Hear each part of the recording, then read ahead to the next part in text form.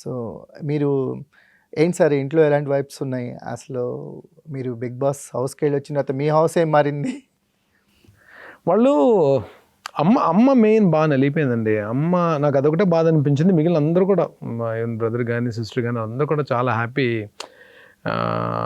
వేరాజ్ first 6 weeks వరకు ఉన్న బర్నీ ఒకటి, తర్వాత రీఎంట్రీ ఇచ్చిన తర్వాత హ్యూమర్ కూడా స్టార్ట్ అయింది కదా.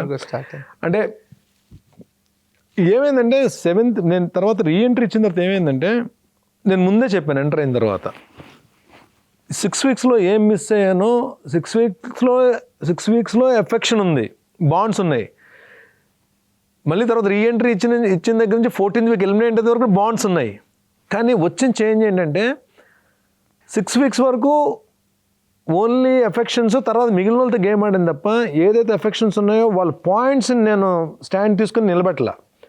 బట్ వేరే రీఎంట్రీ ఇచ్చిన తర్వాత నాకు ఏదైతే నచ్చలేదో వాళ్ళని కూడా నిలబెట్టేశాను, ఎవరిని అనలేదు. అంటే తమ్ముడే ప్యాకెట్ అయిపోయింది. ప్లస్ ఏంటంటే అప్పుడు ఏమైపోయిందంటే అలా నిలబెట్టేటప్పటికి ఆ నామినేట్ చేసిన తర్వాత అమ్మ వీళ్ళు నిజంగానే నాకు క్లోజ్ అయినా సరే వీళ్ళలో ఏదైతే నచ్చలేదో ఆ పాయింట్ నేను మాట్లాడేసి నామినేట్ చేశాను అని ఒక రిలాక్సేషన్ ఉంటుంది చూడండి. దానివలన ప్రశాంతంగా ఉండేది. ఆ ప్రశాంతతలో నుంచి వచ్చిన మార్పే ఈ హ్యూమర్. ఏదైతే రాజు రాణి ఇది ఉన్నప్పుడు కానీ ఆ ప్రజాభరణి బాగా నవ్వించారు. అదే నాగ్ సార్ కూడా అదే అన్నారు. సో అక్కడి నుంచి ఒక డిఫరెంట్ బర్నీని ఆడియన్స్ అందరూ చూసారు. బట్ ఏదైతే తర్వాత ఎంట్రీ ఇచ్చినప్పుడు ఉన్న బర్నీ ఆడియన్స్ బాగా కనెక్ట్ అయ్యాడు, ఇంకా బాగా కనెక్ట్ అయ్యాడు.